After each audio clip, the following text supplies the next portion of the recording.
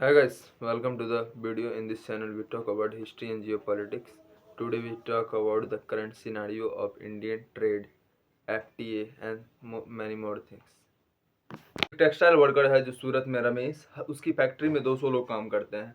हर महीने उसकी company America को रफली 2 करोड़ का माल भेजती है, जेम्स, कपड़ा, गारमेंट्स, मैनी मोर थिंग्स।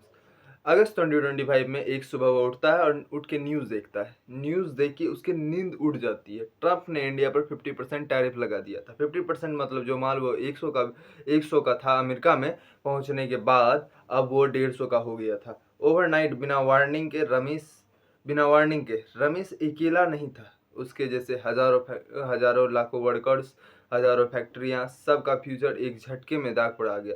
लेकिन यह कहानी वहाँ ख़त्म होती नहीं है। आज हम देखेंगे उस एक टैरिफ ने इंडिया को तोड़ा नहीं, उसने इंडिया को दुनिया के सबसे एग्रेसिव ट्रेड मशीन बना दिया। तो हुआ क्या एग्जैक्टली? अप्रैल 2025 में ट्रंप ने पहले 25% रेसिप्रोकल टैरिफ लगाया इंडिया पर। रीज़न अमेरिका का ट्रेड डेफिसिट इंडिया के साथ। लेकिन ये तो सिर्फ शुरुआत थी। जुलाई 30, 2025 यूएस ने और 25% टैरिफ ठोक दिया। इस बार रीज़न इंडिया रसिया से तेल खरीद रहा है और ये ट्रंप को पसंद नहीं था। यूक्रेन वार में रसिया की मदद हो रही है, ऐसा उनका कहना था।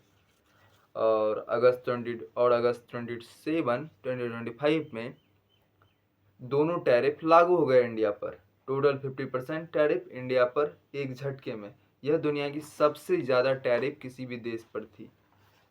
चाइना से भी ज़्यादा, ब्राज़ील से भी ज़्यादा। क्या था नुकसान? इंडिया का अमेरिका को एक्सपोर्ट रफली $87 बिलियन का होता है, जीडीपी का 2.5%। James, jewellery, textile, garment, chemical, et cetera et cetera, ये सब सीधा टारगेट थे। इकोनॉमिस्ट ने कहा जीडीपी ग्रोथ 6.5 से घट के 6 पर आ सकती है। $36 बिलियन का एस्टिमेटेड। और सबसे बुरा, ट्रंप ने खुद कह दिया जब तक रिसॉल्व नहीं होगा कोई ट्रेड नेगोशिएशन नहीं होगी। डोर बंद, दरवाजा बंद। रमेश जैसे हजारों एक्सपोर्टर अंधेरे में। यही था वो मोमेंट जब इंडिया को डिसाइड करना था, रोना है या गेम खेलना है।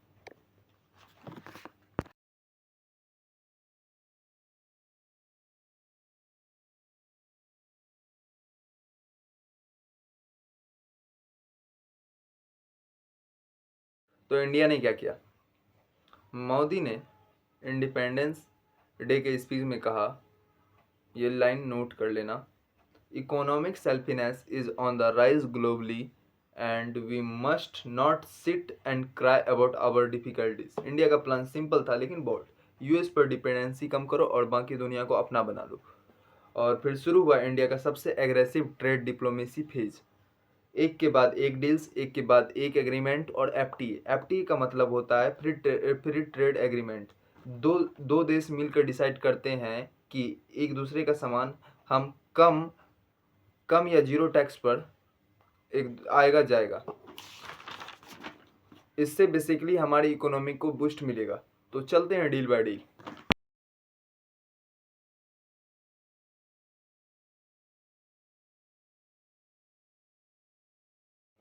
Chapter 1, India UK.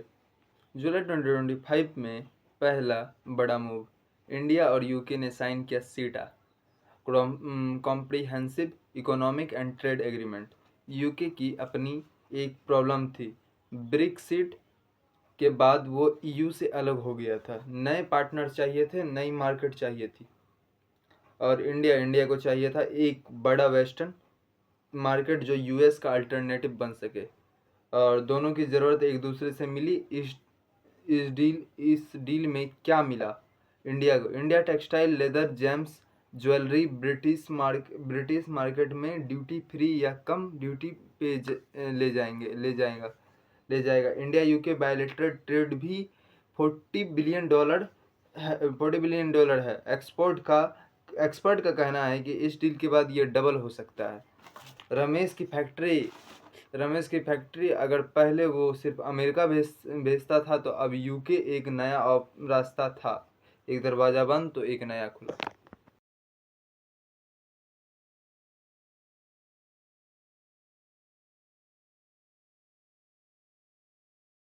Chapter 2, India and Oman, gulf में गहरा पाँव।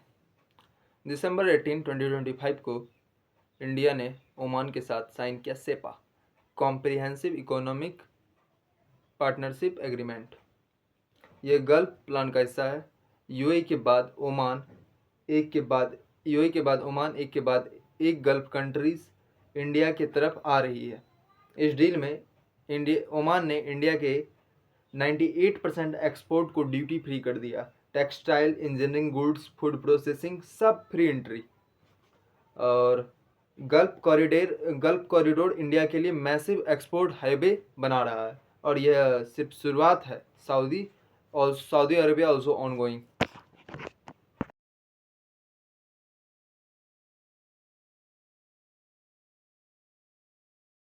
चैप्टर 3, इंडिया और न्यूजीलैंड। पैसिफिक में एक नया दोस्त की खोज थी हमें, वो हमें मिल गया, न्यूजीलैंड। दिसंबर 22, 2025 में इंडिया न्यूजीलैंड एफटीए अनाउंस हुआ। सीधा फायदा इंडिया के आईटी और सॉफ्टवेयर को है। न्यूजीलैंड में एक्सपेंड होगा और न्यूजीलैंड की डेयरी और एग्रीकल्चर इंडिया में आएगी अफोर्डेबल रेट्स पे। पैसिफिक रीजन में इंडिया की ट्रेड प्रेजेंस जो पहले ऑलमोस्ट जीरो थी, अब ऑफिशियली शुरू हो गई है।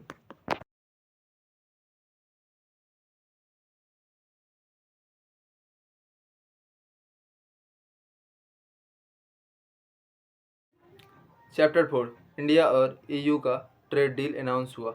इसे मदर ऑफ ऑल डील्स कहते हैं। जनवरी 2026 में यह दिन हिस्ट्री में लिखाएगा। ईयू की president Ursula von der Leyen ने इंडिया के रिपब्लिक डे पर चीफ गेस्ट थी। इंडिया के रिपब्लिक डे पर वो चीफ गेस्ट थी। अगले ही दिन इंडिया ईयू एफटीए अनाउंस हुआ। मोदी ने इसको कहा मदर ऑफ ऑल डील्स, और जो कहते ईयू की प्रेसिडेंट थी उसने भी इसे मदर ऑफ ऑल डील्स कहा, क्योंकि यही सच बात थी। 20 साल के बाद, 2 डेकेड्स के बाद, इतने सालों के बाद यह डील अटकी हुई थी ब्यूरोक्रेसी में, पॉलिटिक्स में, डिसएग्रीमेंट्स में, और ट्रंप के टैरिफ ने जो प्रेशर क्रिएट किया उसने ईयू और इंडिया को दोनों को एक ही टेबल पर ला दिया।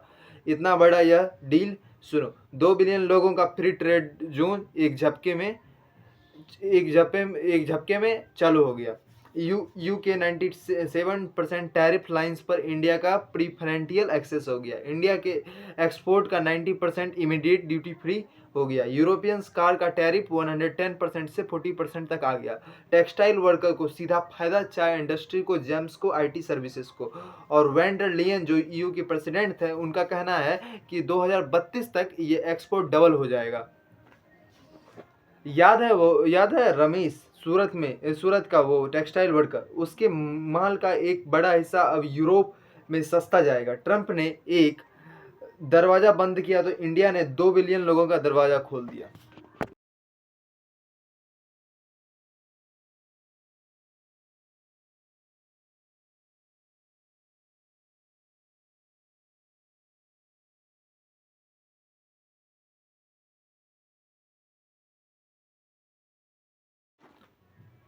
चैप्टर 5, इंडिया यूएस और इंडिया इजराइल की कहानी का टर्न। और फिर ट्विस्ट आया। फरवरी 2026 में वही ट्रंप जिसने 50% टैरिफ लगाया था, उसकी अपनी गवर्नमेंट इंडिया के साथ एक इंटरिम ट्रेड एग्रीमेंट का फ्रेमवर्क लेकर आई। क्योंकि इंडिया ने घुटने नहीं टेके, इंडिया ने अल्टरनेटिव्स ढूंढे। और अमेरिका को रियलाइज हुआ कि अगर इंडिया ईयू, यूके और अरब और गल्फ कंट्रीज के साथ मिल गया तो यूएस का लिवरेज खत्म हो जाएगा। और इंडिया ने स्ट्रेंथ से नेगोशिएट किया और यूएस वापस टेबल पर आया। इजराइल के साथ भी नवंबर 2025 में एफटीए टॉक्स शुरू हुए। फरवरी 2026 में पहला राउंड कंप्लीट हुआ। Focus on AI, fintech, pharma, defence, space, दोनों देश एक दूसरे की टेक्नोलॉजी का और सिक्योरिटी में स्ट्रॉन्ग करते हैं।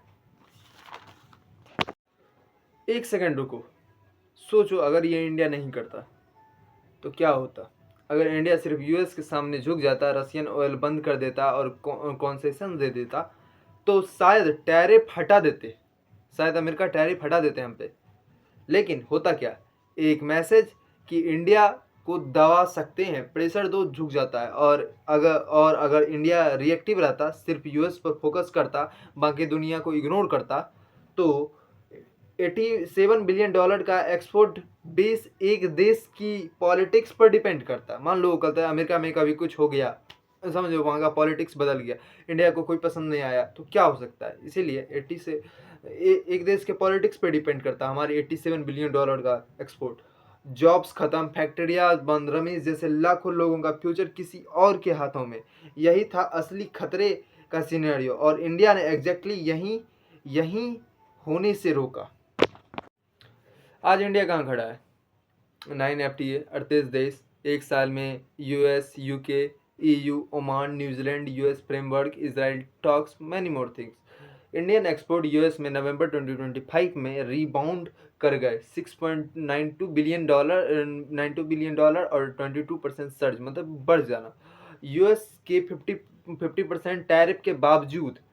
और क्योंकि इंडियन एक्सपोर्टर्स ने अल्टरनेटिव रूट्स ढूंढे, नए नए मार्केट्स, नए पार्टनर्स। इंडिया ने UNCTAD में एक ही global south trade diversity list में थर्ड रैंक पढ़ाई।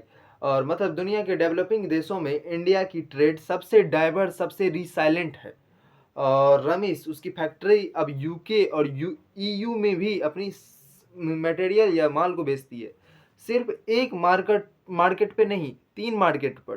ट्रंप ने एक्चुअली एक गिफ्ट दे दिया। वो गिफ्ट था इंडिया को फाइनल डाइवर्सिटी करने की जरूरत।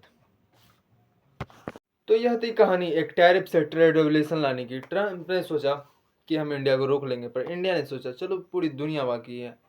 और यही इंडिया की स्ट्रेंथ है, जो प्रेशर में टूटा नहीं बल्कि अपॉर्चुनिटी निकाला। और अब आपकी बारी है, आप बताओ इन सारे डील में आपको कौन सा डील सबसे ज़्यादा गेम चेंजिंग लगा? EU डील, यूके डील, या यूएस का वापस आना? अगर यह कहानी आपको पसंद आई तो आप एक ऐसे दोस्त को भेजो जो इंडिया के बारे में जियो पॉलिटिकली अवेयर रहता है। वीडियो शेयर करो एक ऐसे दोस्त को जो इंडिया के बारे में जियो पॉलिटिकली अवेयर रहता है। और इसे लाइक शेयर और सब्सक्राइब करो। ऐसे रियल कहानी हम रेगुलर लाते रहेंगे। तब तक जय हिंद।